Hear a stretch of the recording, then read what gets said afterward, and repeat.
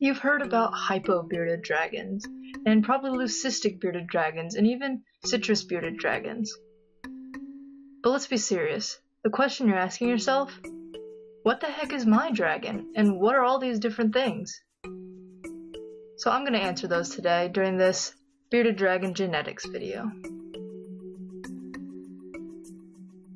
If you haven't already, go check out the last video I made. It'll give you a good basic understanding of how genetics work and the different types of genetics that there are, and it'll help you understand this video better. So go check it out, click on the link, and then come back here.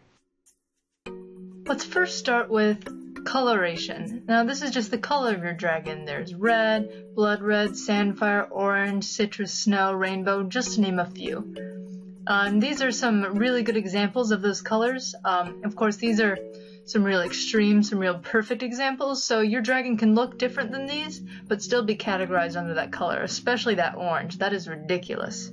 Now, you get these colors through selective breeding, which is breeding animals that show signs of a trait like color in order to produce offspring with even more pronounced of that trait.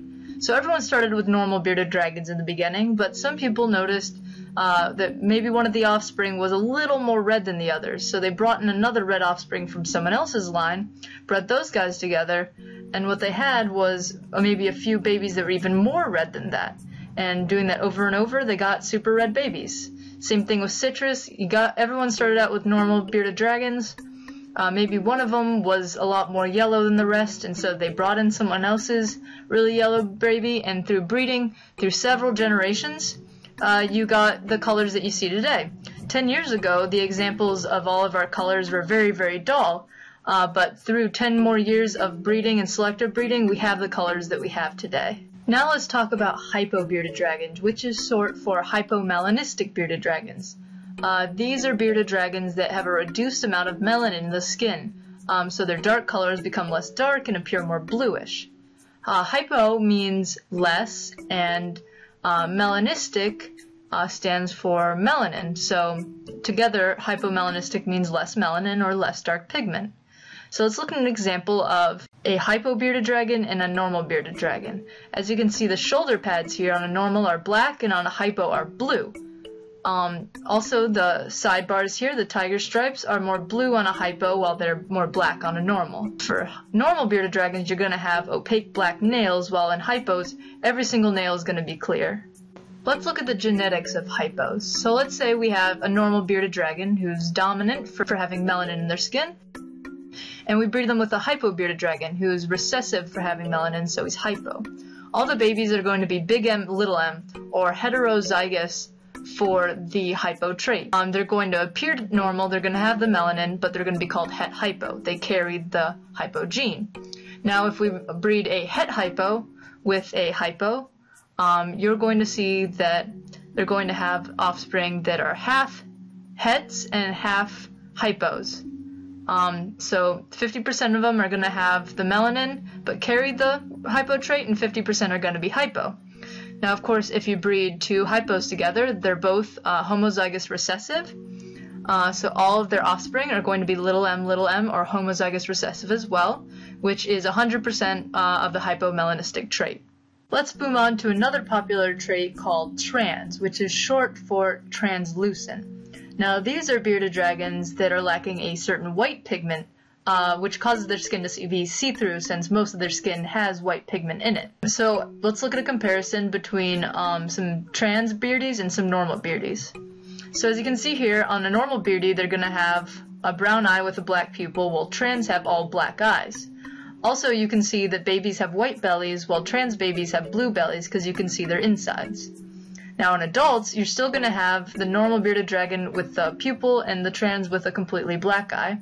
But they're going to change looks a little bit. Normal is going to look like this, while trans is going to look a little bit plasticky.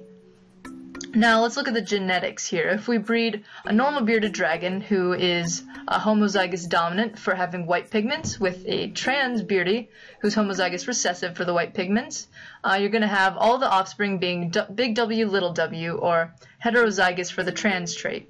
They're going to appear normal, but they're going to be a carrier, so they're called het trans. Now, if we breed one of those het trans, or big W, little w, with a translucent bearded dragon, little w, we're going to find that 50% of the offspring are going to be hets and 50% are going to be trans. So 50% look normal but carry the gene, and 50% are going to express the gene because they're homozygous recessive. Now, same as the hypo trait here, when we breed two translucent dragons together, 100% of their offspring are going to show the translucent gene. They're all going to be homozygous recessive. Now let's get into leatherbacks and American smoothies.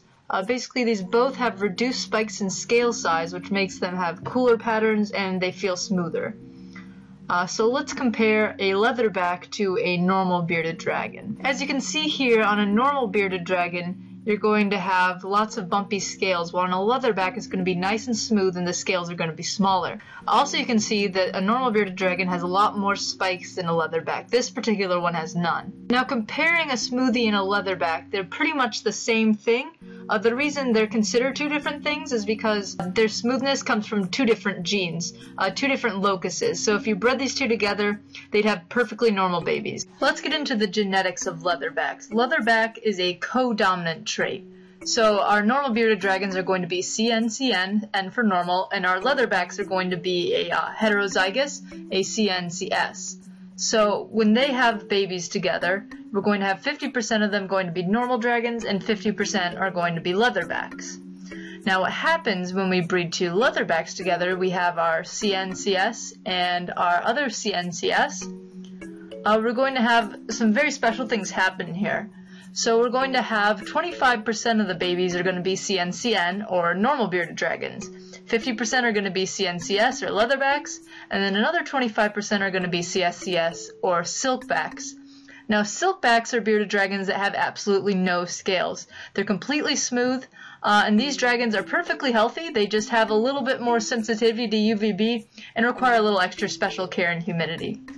Now, American smoothies get a little bit more complicated, just because people can't seem to agree on whether or not they're co-dominant, whether it's simple recessive, whether it really is a different gene from the leatherback gene altogether.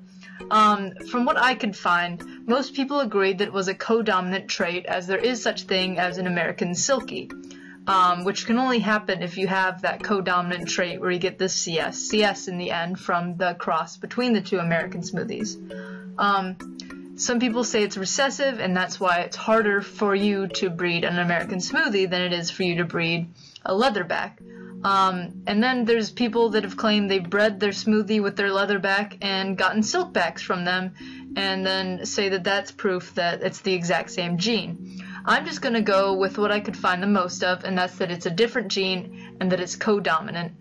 So that's what I'm going to show here during the genetics. So let's say we're breeding a normal bearded dragon, CB with an American smoothie, CBCS. I'm using a B here instead of an N just to show that it's different than the leatherback gene. Our offspring are going to be 50% CBCB or normal bearded dragons and 50% CBCS or American smoothies.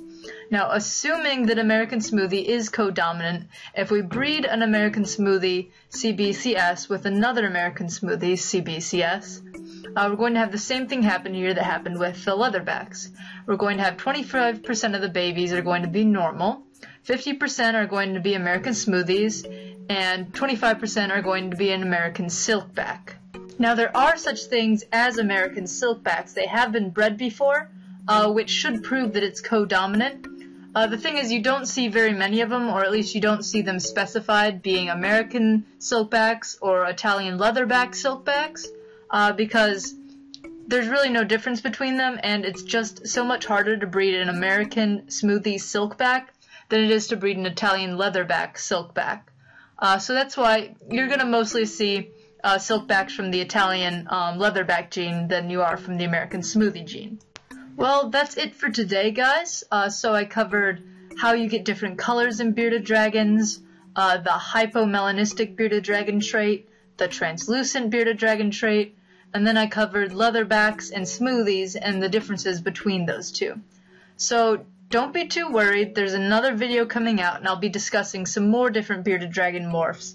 These are going to be some more difficult ones that I'm going to have to do a little bit more digging in order to explain it well to you guys. That's going to include the Dunner morph. It's going to include Whiplets, Silverbacks.